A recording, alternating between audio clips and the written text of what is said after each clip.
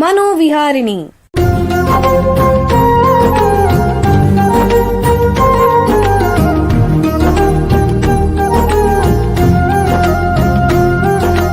ಬೆಂಗಳೂರಿನ ನಿಮ್ಹಾನ್ಸ್ ವತಿಯಿಂದ ಮಾನಸಿಕ ಆರೋಗ್ಯ ಮತ್ತು ನರವಿಜ್ಞಾನ ಕುರಿತ ಪ್ರಾಯೋಜಿತ ಶಿಕ್ಷಣ ಮಾಲಿಕೆ. ಸಹಯೋಗ ಕರ್ನಾಟಕ ವಿಜ್ಞಾನ ಮತ್ತು ತಂತ್ರಜ್ಞಾನ ಅಕಾಡೆಮಿ, ವಿಜ್ಞಾನ ಮತ್ತು ತಂತ್ರಜ್ಞಾನ ಇಲಾಖೆ, ಕರ್ನಾಟಕ ಸರ್ಕಾರ. ಕೇಳಿ ಮಾನಸಿಕ ಆರೋಗ್ಯ ಮತ್ತು ನರವಿಜ್ಞಾನ ಕುರಿತ ಮಾಲಿಕೆ ಮನೋವಿಹಾರಿಣಿ. ನಮಸ್ಕಾರ ಶ್ರೋತೃಗಳೇ, ನಿಮಗೆಲ್ಲರಿಗೂ ಮನೋವಿಹಾರಣೆ ಶಿಕ್ಷಣ ಮಾಲಿಕೆ ಈ ಸಂಚಿಕೆಗೆ ಆತ್ಮೀಯ ಸ್ವಾಗತ. ಹಿಂದಿನ ಸಂಚಿಕೆಗಳಿಂದ ನರಮಂಡಲದ ವಿವಿಧ ಕಾಯಿಲೆಗಳ ಬಗ್ಗೆ ಚರ್ಚೆ ಮಾಡ್ತಾ ಬಂದಿದ್ದೀವಿ. ಅದನ್ನೇ ಮುಂದುವರಿಸ್ತಾ ಇವತ್ತು ಮೆದುಳಿನ ಟ್ಯೂಮರ್ ಅಥವಾ ಕ್ಯಾನ್ಸರ್ ಬಗ್ಗೆ ತಿಳ್ಕೊಳ್ಳೋಣ. ವಿಶ್ವದಾದ್ಯಂತ ಮನುಷ್ಯರ ಸಾವಿಗೆ ಪ್ರಮುಖ ಕಾರಣಗಳು ಹೃದ್ರೋಗ, ಪಾರ್ಶ್ವವಾಯು, ಮಧುಮೇಹ ಮತ್ತು ಕ್ಯಾನ್ಸರ್ನಂತಹ ಸಾಂಕ್ರಾಮಿಕವಲ್ಲದ ರೋಗಗಳು. ಈ ಕಾಯಿಲೆಗಳು ಜಾಗತಿಕವಾಗಿ ಸಂಭವಿಸುವಂತಹ ಸುಮಾರು 70% ಸಾವುಗಳಿಗೆ ಕಾರಣ. ಭಾರತದಲ್ಲಿ ಕೂಡ ಹೃದಯ ಸಂಬಂಧಿ ಕಾಯಿಲೆಗಳು ಮತ್ತು ಪಾರ್ಶ್ವವಾಯು ನಂತರ ಕ್ಯಾನ್ಸರೇ ಹೆಚ್ಚಿನ ಸಾವು ನೋವುಗಳ ಕಾರಣ. ಭಾರತದಲ್ಲಿ ಪ್ರತಿ ವರ್ಷ 15 ಲಕ್ಷಕ್ಕಿಂತಲೂ ಹೆಚ್ಚು ಹೊಸ ಕ್ಯಾನ್ಸರ್ ಪ್ರಕರಣಗಳು ಪತ್ತೆಯಾಗ್ತಾ ಇದೆಯಂತೆ. ಇದಕ್ಕೆ ಕಾರಣಗಳೇನು ಅಂತಂದರೆ ಜೀವನ ಶೈಲಿಯಲ್ಲಿ ಬದಲಾವಣೆಗಳು, ಆನುವಂಶಿಕ ಮತ್ತು ಪರಿಸರದ ಅಂಶಗಳು, ಹೆಚ್ಚಿದ ಜೀವಿತಾವಧಿ ಇತ್ಯಾದಿ. ಕ್ಯಾನ್ಸರ್ನ ರೋಗ ನಿರ್ಣಯ ಅಥವಾ ಡಯಾಗ್ನೋಸಿಸ್ ಮತ್ತು ಚಿಕಿತ್ಸೆ ಅಥವಾ ಟ್ರೀಟ್ಮೆಂಟ್ನಲ್ಲಿ ಸಾಕಷ್ಟು ಪ್ರಗತಿಯಾಗಿದೆ.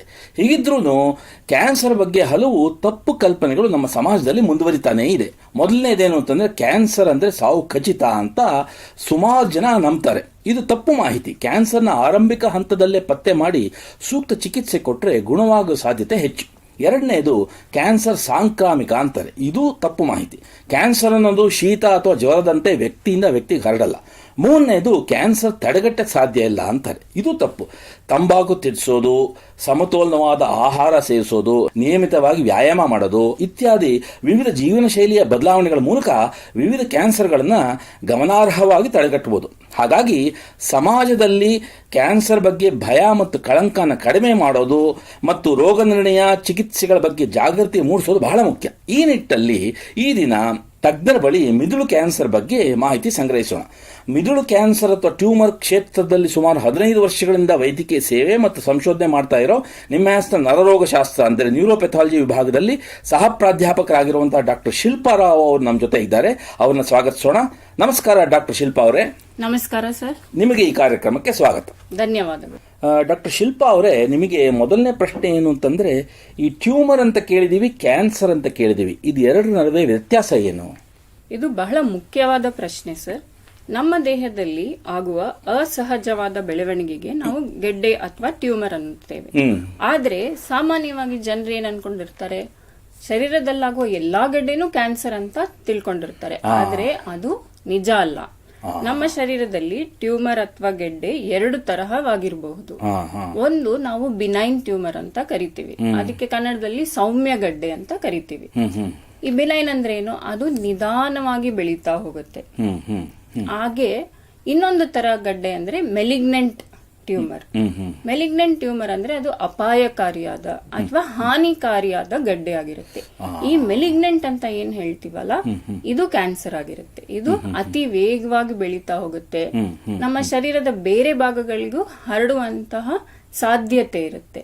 ಹಾಗಾಗಿ ನಾವು ಗಡ್ಡೆ ಅಂತ ಅಂದಾಗ ಬಿನೈನ್ ಅನ್ನ ನಾವು ಕ್ಯಾನ್ಸರ್ ಅಂತ ಕನ್ಸಿಡರ್ ಮಾಡೋದಿಲ್ಲ. ಮೆಲಿಗ್ನೆಂಟ್ ಮಾತ್ರ ಕ್ಯಾನ್ಸರ್ ಅಂತ ಕರಿತೇವೆ. ಈಗ ದೇಹದ ಯಾವ ಯಾವ ಭಾಗಗಳಲ್ಲಿ ಕ್ಯಾನ್ಸರ್ ಅಥವಾ ಗೆಡ್ಡೆ ಬರಬಹುದು? ನಮ್ಮ ಶರೀರದಲ್ಲಿ ಯಾವುದೇ ಭಾಗ ಅಥವಾ ಅಂಗಗಳಲ್ಲಿ ಗೆಡ್ಡೆ ಕ್ಯಾನ್ಸರ್ ಬರಬಹುದು. ಸಾಮಾನ್ಯವಾಗಿ ಹೆಂಗಸರಲ್ಲಿ ನಾವು ಕೇಳಿರ್ತೀವಿ ಸ್ತನ ಅಥವಾ ಬ್ರೆಸ್ಟ್ ಕ್ಯಾನ್ಸರ್ ಸಾಮಾನ್ಯವಾಗಿ ಕೇಳ್ತೀವಿ. ಹಾಗೆ ಗಂಡಸರಲ್ಲಿ ಪ್ರಾಸ್ಟೇಟ್ ಕ್ಯಾನ್ಸರ್ ಸಾಮಾನ್ಯವಾಗಿ ಕಾಣಿಸಿಕೊಳ್ಳುತ್ತೆ.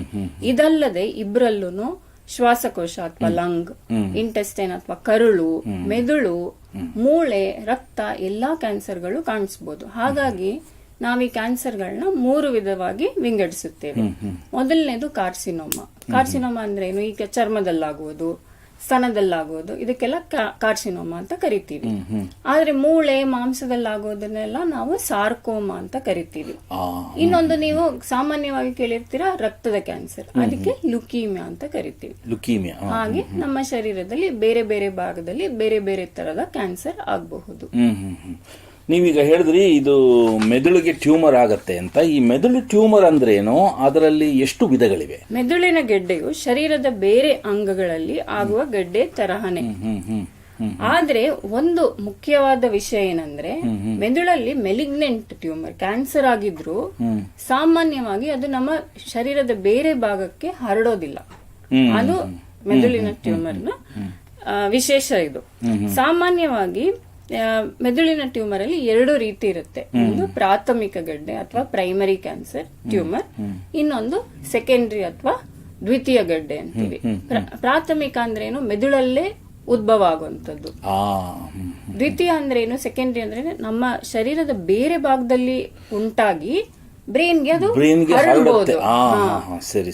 ಇವೆರಡರಲ್ಲಿ ನೀವು ನೋಡಿದ್ರೆ ದ್ವಿತೀಯ ಗಡ್ಡೆನೆ ಹೆಚ್ಚು ಸಾಮಾನ್ಯ. ಪ್ರಾಥಮಿಕಕ್ಕಿಂತ 4 ಪಟ್ಟಷ್ಟು ಹೆಚ್ಚು ಸಾಮಾನ್ಯವಾಗಿ ನಾವು ಈ ಸೆಕೆಂಡರಿ ಟ್ಯೂಮರ್ ನ ಮೆದುಳಲ್ಲಿ ನೋಡಬಹುದು. ಈಗ ನೀವು ಮೆದುಳು ಗಡ್ಡೆ ಬಗ್ಗೆ ಮಾಹಿತಿ ನೀಡ್ತಾ ಇದ್ದೀರಾ. ಇದು ನಮ್ಮ ಜನರಲ್ಲಿ ಅಥವಾ ನಮ್ಮ ದೇಶದಲ್ಲಿ ಎಷ್ಟು ಪ್ರಮಾಣದಲ್ಲಿ ಹರಡಿದೆ ಈ ಮೆದುಳಿನ ಗಡ್ಡೆ ಅನ್ನೋದು? ಮೊದಲು ಜಾಗತಿಕವಾಗಿ ನೋಡೋಣ. ಜಾಗತಿಕವಾಗಿ ಪ್ರತಿ ವರ್ಷ ಸುಮಾರು 2.5 ಲಕ್ಷ ಜನರಿಗೆ ಮೆದುಳಿನ ಗಡ್ಡೆ ಅಂದ್ರೆ ಬ್ರೈನ್ ಟ್ಯೂಮರ್ ಆಗುತ್ತೆ. ಅದೇ ನಮ್ಮ ದೇಶದಲ್ಲಿ ನೋಡಿದ್ರೆ 40,000 ರಿಂದ 50,000 ಜನರಷ್ಟು ಜನ ಈ ಕಾಯಿಲೆಯಿಂದ ನರಳುತ್ತಿದ್ದಾರೆ. ನಮ್ಮ ಶರೀರದಲ್ಲಾಗುವ ಎಲ್ಲಾ ಟ್ಯೂಮರ್ ಅಥವಾ ಕ್ಯಾನ್ಸರ್ ನ ನೀವು ನೋಡಿದ್ರೆ ಈ ಮೆದುಳಿನ ಟ್ಯೂಮರ್ ನ ಶೇಕಡ ಕಡಿಮೆ, 2% ಗಿಂತನೂ ಕಡಿಮೆ ಶೇಕಡದಲ್ಲಿ ಇರುತ್ತದೆ. ಬಹಳ ಒಳ್ಳೆ ಮಾಹಿತಿ ನೀಡ್ತಾ ಇದ್ದೀರಾ. ಈಗ ಒಂದು ಸಣ್ಣ ವಿರಾಮ ತಗೊಳ್ಳೋಣ. ನಂತರ ಮೆದುಳಿನ ಟ್ಯೂಮರ್ ಅಥವಾ ಗಡ್ಡೆ ಬಗ್ಗೆ ಹೆಚ್ಚಿನ ಚರ್ಚೆಯನ್ನು ಮುಂದುವರಿಸೋಣ. ಬೆಂಗಳೂರಿನ ನಿಮ್ಹಾನ್ಸ್ ಮಾನಸಿಕ ಆರೋಗ್ಯ ಮತ್ತು ನರವಿಜ್ಞಾನ ಕ್ಷೇತ್ರದಲ್ಲಿ ಹೆಸರುವಾಸಿ.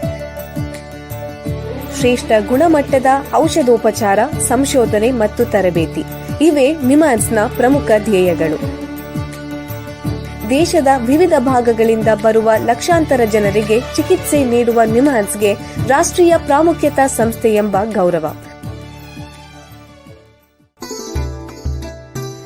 ಚಿಕಿತ್ಸೆ ಮತ್ತು ವೈದ್ಯಕೀಯ ಸೇವೆಗಳ ಜೊತೆಯಲ್ಲಿ ನರರೋಗ ಮತ್ತು ಮನೋವೈದ್ಯಕೀಯ ಪುನರ್ವಸತಿ ಸೇವೆಗಳು, ಸಮುದಾಯ ಮಟ್ಟದ ಆರೋಗ್ಯ ಕಾರ್ಯಕ್ರಮಗಳನ್ನು ನಡೆಸುವುದು ಹಾಗೂ ಜನಜಾಗೃತಿ ಮೂಡಿಸುವ ಕೆಲಸಗಳಲ್ಲಿ ಸಕ್ರಿಯವಾಗಿದೆ ನಿಮ್ಹಾನ್ಸ್. ಈ ನಿಟ್ಟಿನಲ್ಲಿ ಆಕಾಶವಾಣಿಯ ಶ್ರೋತೃಗಳಿಗೆ ನರಮಂಡಲ ಮತ್ತು ಮಾನಸಿಕ ಆರೋಗ್ಯದ ಬಗ್ಗೆ ಉಪಯುಕ್ತ ಮಾಹಿತಿ ನೀಡುವುದೇ ಕರ್ನಾಟಕ ವಿಜ್ಞಾನ ಮತ್ತು ತಂತ್ರಜ್ಞಾನ ಅಕಾಡೆಮಿಯ ಸಹಯೋಗದೊಂದಿಗೆ ಮೂಡಿಬರುತ್ತಿರುವ ಈ ಮನೋವಿಹಾರಿಣಿ ಶಿಕ್ಷಣ ಮಾಲಿಕೆಯ ಮೂಲ ಉದ್ದೇಶ. ವಿರಾಮದ ನಂತರ ಮನೋವಿಹಾರಣಿಯ ಈ ಸಂಚಿಕೆಗೆ ನಿಮಗೆಲ್ಲರಿಗೂ ಮತ್ತೊಮ್ಮೆ ಸ್ವಾಗತ. ವಿರಾಮಕ್ಕೆ ಮುಂಚೆ ಮೆದುಳಿನ ಟ್ಯೂಮರ್ ಅಥವಾ ಗಡ್ಡೆ ಬಗ್ಗೆ ನಿಮ್ಹಾನ್ಸ್ನ ತಜ್ಞರಾದ ಡಾಕ್ಟರ್ ಶಿಲ್ಪಾ ರಾವ್ ಹತ್ರ ಮಾತಾಡ್ತಾ ಇದ್ವಿ. ಈಗ ಈ ಚರ್ಚೆಯನ್ನು ಮುಂದುವರಿಸೋಣ. ಡಾಕ್ಟ್ರೇ, ಯಾರಿಗೆ ಈ ಮೆದುಳಿನ ಗಡ್ಡೆ ಬರುವಂತಹ ಸಾಧ್ಯತೆ ಹೆಚ್ಚು? ಈಗ ಹೆಚ್ಚಿನ ಮೆದುಳಿನ ಗೆಡ್ಡೆಗೆ ಕಾರಣ ಇನ್ನು ತಿಳಿದಿಲ್ಲ. ಇದು ಎಲ್ಲಾ ವಯಸ್ಸಲ್ಲೂ ಬರಬಹುದು, ಹೆಂಗಸರು ಗಂಡಸರು ಎಲ್ಲರಿಗೂ ಬರಬಹುದು. ಆದ್ರೆ ಒಂದು ನಾನೇನ್ ಹೇಳಲಿಕ್ಕೆ ಇಷ್ಟಪಡ್ತೀನಿ ಅಂದ್ರೆ, ಇದು ವಂಶ ಪಾರಂಪರಿಕ ಆಗಿ ಬರೋದಿಲ್ಲ. ಕೆಲವು ಸಂಶೋಧಕರು ಈ ರೇಡಿಯೇಷನ್ ಅಂತೀವಲ್ಲ, ರೇಡಿಯೇಷನ್ ಮೆನಿಂಜೋಮಾ ಅನ್ನೋ ಗಡ್ಡೆಗೆ ಸಂಬಂಧವನ್ನು ಕಂಡುಕೊಂಡಿದ್ದಾರೆ. ಹಾಗೆ ಕೆಲವು ಕ್ರಿಮಿ ಕೀಟಾಣುಗಳು, ರಾಸಾಯನಿಕ ಪದಾರ್ಥದಿಂದನೂ ಮೆದುಳಿನ ಗಡ್ಡೆ ಬರಬಹುದು ಎಂದು ಸಂಶೋಧನೆ ನಡೆದಿದೆ. ಆದ್ರೆ ಯಾವುದು ಸಾಬೀತಾಗಿಲ್ಲ. ಬಹಳ ಕಡಿಮೆ ಜನರಲ್ಲಿ ಸಿಂಡ್ರೋಮಿಕ್ ಸಂಬಂಧ ನೋಡಬಹುದು. ಇವ್ರಿಗೆ ಜೆನೆಟಿಕ್ಸ್ ಅಲ್ಲಿ ಪ್ರಾಬ್ಲಮ್ ಇರುತ್ತೆ. ಸಿಂಡ್ರೋಮ್ ಅಂದ್ರೆ ಏನು, ಶರೀರದ ಬೇರೆ ಭಾಗಗಳಲ್ಲಿಯೂ ಗಡ್ಡೆ ಇರುವಂತದ್ದು. ಆದ್ರೆ ಇದು ಬಹಳ ಕಡಿಮೆ ಜನರಲ್ಲಿ ಬರುವಂತದ್ದು. ಈಗ ಈ ಬ್ರೈನ್ ಟ್ಯೂಮರ್ ಲಕ್ಷಣಗಳೇನೋ ದಯವಿಟ್ಟು ತಿಳಿಸಿ. ಅತಿ ಸಾಮಾನ್ಯವಾಗಿ ತಲೆನೋವು, ವಾಂತಿ, ಮೂರ್ಛೆ ತಪ್ಪೋದು, ಅಥವಾ ದೃಷ್ಟಿ ಸಮಸ್ಯೆ ಇರಬಹುದು, ಅಥವಾ ನಡಿಲಿಕ್ಕೆ ಪ್ರಾಬ್ಲಮ್ ಇರಬಹುದು. ಅವರಿಗೆ ಅಂದ್ರೆ ಅವರು ಸೀದಾ ನಡೆಯೋದಿಲ್ಲ, ಅವರಿಗೆ ವಾಲ್ಕೊಂಡು ನಡೀತಾ ಇರಬಹುದು. ಇದೆಲ್ಲ ಸಾಮಾನ್ಯವಾಗಿ ನಾವು ಈ ಬ್ರೈನ್ ಟ್ಯೂಮರ್ ಇರುವಂತವರಲ್ಲಿ ನೋಡುವಂತ ಲಕ್ಷಣಗಳು. ಆದ್ರೆ ಈ ಲಕ್ಷಣಗಳು ಯಾವ ಭಾಗದಲ್ಲಿ ಟ್ಯೂಮರ್ ಇದೆ, ಯಾವ ಗಾತ್ರದಲ್ಲಿದೆ, ಅದ್ರ ಮೇಲೆ ಡಿಪೆಂಡ್ ಆಗಿರುತ್ತೆ. ಈಗ ಮೆದುಳಿನ ಟ್ಯೂಮರ್ ಅಂತ ಹೇಳಿದ್ರಿ, ಇದರಲ್ಲಿ ವಿವಿಧ ರೀತಿಯ ಟ್ಯೂಮರ್ಗಳಿದೆ ಅಂತ ಹೇಳಿದ್ದೀರಾ. ಇದರಲ್ಲಿ ಅತಿ ಸಾಮಾನ್ಯವಾಗಿ ಕಂಡುಬರುವಂಥ ಗಡ್ಡೆ ಯಾವುದು? ಮತ್ತೆ ಈ ಮೆದುಳಿನ ಟ್ಯೂಮರ್ ಅನ್ನೋದು ಮಾರಣಾಂತಿಕವೇ? ದಯವಿಟ್ಟು ತಿಳಿಸಿ. ಈಗ ನಾನು ಮೆದುಳಿನ ಗಡ್ಡೆಯಲ್ಲಿ 2 ರೀತಿ ಇರ್ಬೋದು ಅಂತ ಹೇಳಿದ್ದೆ, ಪ್ರಾಥಮಿಕ ಅಥವಾ ದ್ವಿತೀಯ. ದ್ವಿತೀಯ ಗಡ್ಡೆ ಈ ಬ್ರೆಸ್ಟ್, ಲಂಗ್ ಇಂದೆಲ್ಲ ಹರಡುವಂತದ್ದು. ಪ್ರಾಥಮಿಕ ಗಡ್ಡೆ ನಮ್ಮ ಮೆದುಳಲ್ಲಿರುವ ಕೋಶಗಳು ಅಥವಾ ಸೆಲ್ಸ್ ಇಂದ ಉಂಟಾಗುವುದು. ನಮ್ಮ ಮೆದುಳಲ್ಲಿರುವ ಸಾಮಾನ್ಯವಾದ ಸೆಲ್ ಟೈಪ್ ಅಂದ್ರೆ ಗ್ಲಯಲ್ ಸೆಲ್. ಈ ಗ್ಲಯಲ್ ಸೆಲ್ ಇಂದ ಬರೋದು ಗ್ಲಯೋಮಾ. ಹಾಗೆ ಮೆದುಳನ್ನು ಸುತ್ತಿ ಒಂದು ಪದರು ಇರುತ್ತೆ, ಅದಕ್ಕೆ ಮೆನಿಂಜಸ್ ಅಂತೀವಿ, ಅದರಿಂದ ಬರೋದು ಮೆನಿಂಜಿಯೋಮಾ. ವಯಸ್ಕರಲ್ಲಿ ಇವೆರಡು ಸಾಮಾನ್ಯವಾಗಿ ಕಾಣಿಸ್ಕೊಳ್ಳುತ್ತೆ. ಅದೇ ನಾವು ಮಕ್ಕಳಲ್ಲಿ ನೋಡಿದ್ರೆ ಅವರಲ್ಲಿ ಮೆಡುಲೋಬ್ಲಾಸ್ಟೋಮಾ ಅಂತ ಒಂದು ಕಾಯಿಲೆ ಅಥವಾ ಬ್ರೈನ್ ಟ್ಯೂಮರ್ ನಾವು ಸಾಮಾನ್ಯವಾಗಿ ನೋಡಬಹುದು. ಇವೆಲ್ಲದರಲ್ಲಿ ಮೆನಿಂಜಿಯೋಮಾ ಸ್ವಲ್ಪ ಸೌಮ್ಯವಾದ ಗಡ್ಡೆ, ಅದರಲ್ಲೂ ಕೆಲವು ಗ್ರೇಡ್ಸ್ ಇರುತ್ತೆ. ಅದೇ 1ನೇ ಗ್ರೇಡ್ ಇರುತ್ತಲ್ಲ, ಅದು ಸೌಮ್ಯವಾದ ಗಡ್ಡೆ, ಅದಕ್ಕೆ ನೀವು ಶಸ್ತ್ರಚಿಕಿತ್ಸೆ ಮಾಡಿದ್ರೆ ಸಾಕು. ಆದ್ರೆ ಗ್ಲಯೋಮಾ ಅಲ್ಲಿ ಗ್ಲಯೋಬ್ಲಾಸ್ಟೋಮಾ ಅಂತ ಒಂದು ಕಾಯಿಲೆ ಇದೆ, ಅದು 4ನೇ ಗ್ರೇಡಿನ ಟ್ಯೂಮರ್ ಆಗಿರುತ್ತೆ. ಅದು ಅತಿ ಮಾರಣಾಂತಿಕವಾದ ಗಡ್ಡೆ. ಅದಕ್ಕೆ ನೀವು ಟ್ರೀಟ್ಮೆಂಟ್ ಕೊಟ್ಟರು ಸಹ ಅವರೊಂದು 12ರಿಂದ 18 ತಿಂಗಳಷ್ಟೇ ಬದುಕೋದು. ಹಾಗಾಗಿ ಕೆಲವು ಮಾರಣಾಂತಿಕವಾಗಿರುತ್ತದೆ, ಕೆಲವು ಸೌಮ್ಯ ಗಡ್ಡೆಯೂ ಇರಬಹುದು. ಈಗ ಯಾರೋ ಒಬ್ಬರಿಗೆ ಬ್ರೈನ್ ಟ್ಯೂಮರ್ ಇರಬಹುದು, ಅವರು ಯಾವ ವೈದ್ಯರನ್ನ ಸಂಪರ್ಕಿಸಬೇಕು? ಈಗ ರೋಗಿಗೆ ತನ್ಗೆ ಬ್ರೈನ್ ನಲ್ಲಿ ಟ್ಯೂಮರ್ ಇದೆ ಅಂತ ಗೊತ್ತಿರೋದಿಲ್ಲ, ಏನೋ ಒಂದು ತಲೆನೋವು ಇರ್ಬೋದು, ವಾಂತಿ ಬಂದಿರ್ಬೋದು, ಅವರು ನರರೋಗ ತಜ್ಞರಿಗೆ ಹೋಗ್ಬೇಕು ಅಂತ ಗೊತ್ತಿಲ್ಲದೆ ಜನರಲ್ ಫಿಸಿಷಿಯನ್ ಹತ್ರ ಹೋಗಿರ್ಬೋದು. ಆವಾಗ ಅವರು ನ್ಯೂರೋಸರ್ಜನ್ಗೆ ರೆಫರ್ ಮಾಡ್ತಾರೆ. ಆಗ ಇವಾಗ ನ್ಯೂರೋಸರ್ಜನ್ ಹತ್ರ ಹೋಗಿರ್ತಾರಲ್ಲ, ಅವರು ಈ ರೋಗಿಯನ್ನ ಪರೀಕ್ಷೆ ಮಾಡ್ತಾರೆ. ಯಾವ ರೀತಿ ಪರೀಕ್ಷೆಯನ್ನು ಮಾಡಿ ಇದು ಮೆದುಳು ಗಡ್ಡೆ ಅಂತ ಕಂಡುಹಿಡಿತಾರೆ ವೈದ್ಯರು? ಈ ವೈದ್ಯರು ಏನ್ ಮಾಡ್ತಾರೆ, ಮೊದಲು ಅವರಿಗೆ ಏನೇನ್ ಕಾಯಿಲೆ ಲಕ್ಷಣಗಳಿದೆ ಅಂತ ಕೇಳ್ತಾರೆ. ಹಾಗೆ ಅವರಿಗೆ ಎಕ್ಸಾಮಿನೇಷನ್ ಮಾಡ್ತಾರೆ, ಮತ್ತೆ ಕೆಲವು ಪರೀಕ್ಷೆಗಳನ್ನ ಮಾಡ್ತಾರೆ. ಯಾವ್ಯಾವ ಪರೀಕ್ಷೆ ಅಂದ್ರೆ, ಮುಖ್ಯವಾದ ಪರೀಕ್ಷೆ ಬರೋದು ಸ್ಕ್ಯಾನಿಂಗ್. ಯಾವ ತರ ಸ್ಕ್ಯಾನ್ ಮಾಡ್ಬೋದು? CT ಸ್ಕ್ಯಾನ್ ಮಾಡ್ಬೋದು, MRI ಸ್ಕ್ಯಾನ್ಗಳನ್ನ ಮಾಡ್ಬೋದು. ಇದ್ರಲ್ಲಿ ಏನ್ ನೋಡ್ತಾರೆ, ಗಡ್ಡೆ ಇದೆಯೇ, ಇದ್ರೆ ಅದು ಯಾವ ಭಾಗದಲ್ಲಿದೆ, ಅದರ ಗಾತ್ರ ಏನು, ಬೇರೆ ಬೇರೆ ಲಕ್ಷಣಗಳು ನೋಡಿ ಇದು ಯಾವ ರೀತಿಯ ಬ್ರೈನ್ ಟ್ಯೂಮರ್ ಇರಬಹುದು ಅಂತ ಅವರು ಖಚಿತಪಡಿಸಿಕೊಳ್ಳುತ್ತಾರೆ. ಅದರ ಮೇಲೆ ಯಾವ ರೀತಿಯ ಚಿಕಿತ್ಸೆ ಕೊಡಬೇಕು ಅಂತ ನಿರ್ಧಾರ ಮಾಡುತ್ತಾರೆ. ಮತ್ತೆ ಚಿಕಿತ್ಸೆ ಮಾಡಿದ್ಮೇಲೆ ಒಂದು ಬಯಾಪ್ಸಿ ತೆಗಿತಾರೆ, ಅದನ್ನ ಪೆಥಾಲಜಿ ಲ್ಯಾಬ್ಗೆ ಕಳಿಸ್ತಾರೆ. ಇವೆಲ್ಲ ಪರೀಕ್ಷೆಗಳು ಆಗುತ್ತದೆ. ಅಂದ್ರೆ ಪೆಥಾಲಜಿ ಲ್ಯಾಬ್ ಕಳಿಸಿದ್ರೆ ಅಲ್ಲಿ ಏನ್ ಮಾಡ್ತೀರಾ ನೀವು? ಈಗ ಪೆಥಾಲಜಿ ಲ್ಯಾಬಿಗೆ ಶಸ್ತ್ರಚಿಕಿತ್ಸಕರು ಒಂದು ಬಯಾಪ್ಸಿ ಕಳಿಸಬಹುದು. ಬಯಾಪ್ಸಿ ಅಂತಂದ್ರೆ ಮೆದುಳಿನ ಒಂದು ಭಾಗ, ಒಂದು ಚಿಕ್ಕ ಭಾಗದಿಂದ ಬಯಾಪ್ಸಿ ತೆಗಿಬಹುದು, ಅಥವಾ ಇಡೀ ಗಡ್ಡೆಯನ್ನೇ ತೆಗೆದು ಕಳಿಸಬಹುದು ನಮಗೆ. ನಾವೇನ್ ಮಾಡ್ತೀವಿ ಪೆಥಾಲಜಿ ಲ್ಯಾಬ್ ಅಲ್ಲಿ, ಅದರಿಂದ ಮಾದರಿ ತೆಗೆದುಕೊಂಡು ಮೈಕ್ರೋಸ್ಕೋಪ್ ಕೆಳಗಡೆ ನೋಡಿ ಅಲ್ಲೇ ನಾವು ನಿರ್ಧಾರ ಮಾಡಬಹುದು ಏನ್ ಡಯಾಗ್ನೋಸಿಸ್ ಅಂತ. ಅಥವಾ ಕೆಲವು ಟ್ಯೂಮರ್ಗಳಿಗೆ ಮತ್ತೆ ವಿಶೇಷ ಪರೀಕ್ಷೆ ಬೇಕಾಗಬಹುದು. ವಿಶೇಷ ಪರೀಕ್ಷೆ ಅಂದ್ರೆ ಏನು? ಇಮ್ಯುನೋಹಿಸ್ಟೋಕೆಮಿಸ್ಟ್ರಿ ಬೇಕಾಗಬಹುದು, ಜೆನೆಟಿಕ್ ಟೆಸ್ಟಿಂಗ್ ಬೇಕಾಗಬಹುದು. ಇದೆಲ್ಲ ಯಾಕೆ ಬೇಕು? ಇದೆಲ್ಲ ಮಾಡಿದ್ರೆ ನಮ್ಗೆ ಇನ್ನೂ ಖಚಿತವಾದ ಡಯಾಗ್ನೋಸಿಸ್ ಕೊಡ್ಲಿಕ್ಕೆ ಆಗುತ್ತದೆ.